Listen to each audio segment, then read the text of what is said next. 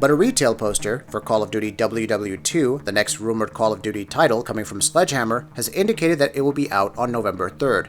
Discovered through Twitter, the poster apparently originated from a YouTube user before finally hitting Reddit. The post also states, PlayStation exclusive, play DLC map packs 30 days early on the top right.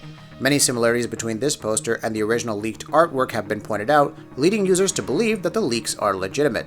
And for what it's worth, the release date is pretty much in line with previous year's iterations to the franchise. As such, Activision has yet to confirm whether this year's game is actually named Call of Duty World War II, let alone if it's actually out on November 3rd.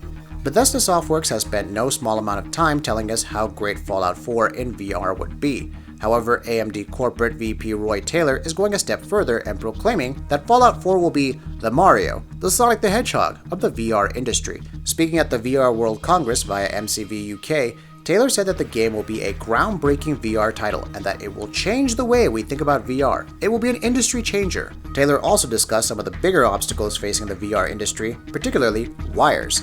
They're an inhibitor to what should be giving great freedom of movement. One of the most important things we do next is get rid of those pesky wires. I'm very pleased to tell you that AMD has come up with a solution. AMD is partnering with Nitero, which manufactures chips for wireless VR, to offer multi-gigabit transmission for stereoscopic video at previously unheard of latencies. Sadly, it looks like it will be available in next-gen VR headsets. One of the big problems with investing in digital products is just how insecure your purchases can be. Consumer protections are minimal, with digital continuity unassured, no returns, no refunds, and no ability to resell your product. On Microsoft's part, these are all problems they have been attempting to address over the last few years on Xbox, with initiatives like backwards compatibility and Play Anywhere. And now their newest move is likely to win them a lot of fans, even with traditional Xbox skeptics. Microsoft is apparently going to bring full self-service refunds for digital games and goods to its stores on Xbox One and Windows 10. Currently, refunds are an option, but the user has to go through customer service to get it done. This will be far more accessible. The service is currently being tested with Xbox Insider members currently and will roll out to all users soon. The requirements in place are simple. All games on Xbox One and most products on the Windows 10 store, there may be some third-party app exceptions, are refundable within 14 days of purchase. The user must have downloaded and launched the product at least once, and total time logged with the product must be less than 2 hours. DLC and add-ons are not refundable. This is the same policy that Steam also uses for its digital refunds. It works great there, and it's excellent to see Microsoft use something like it. Returns and consumer protection for digital goods are a great move, and it is nice to see Microsoft take the initiative on this. Now, if only Sony and Nintendo would do this too. But of course, they're so far behind Microsoft on the online front that it's likely to be a very long time before they get around to offering a service like this. The fourth and final video in the Making of Resident Evil 7 video series from Capcom was released a few days ago, and the company shared some intriguing insights into where it thinks the franchise, and really survival horror as a whole as a genre, is headed in the future, especially in the wake of Resident Evil 7's unexpected success. We want this title to be the part of a new kind of survival horror and of a new series. We're already thinking about various plans for the next game, but we also want to see how we can continue to evolve survival horror itself, said executive producer Jun Takeuchi in this video. In the next few years, technology will continue to advance, and what players want may also change, but we will always want to create horror experiences where the characters overcome a difficult situation.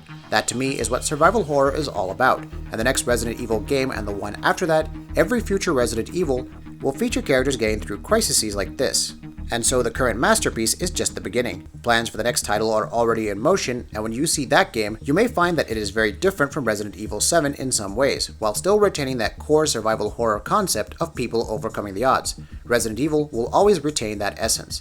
Essentially then, it sounds like Capcom is unlikely to lose the focus on survival horror in favor of a more action-oriented game like it did with Resident Evil 5 and Resident Evil 6 ever again, but other core components of the franchise may well be switched. While I have hope that Capcom will continue to explore the first-person viewpoint some more with the next game in the series, I will not begrudge them wanting to explore alternate viewpoints and formats for their games going forward. They've more than proven themselves and earned the benefit of the doubt on that.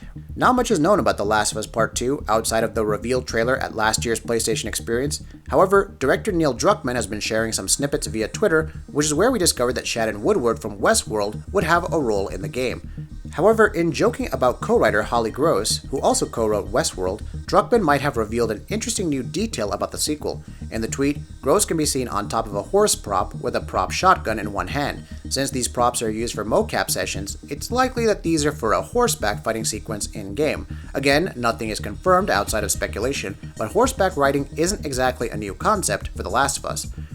What are your thoughts on the sequel thus far? Let us know in the comments below and stay tuned for more information in the coming months.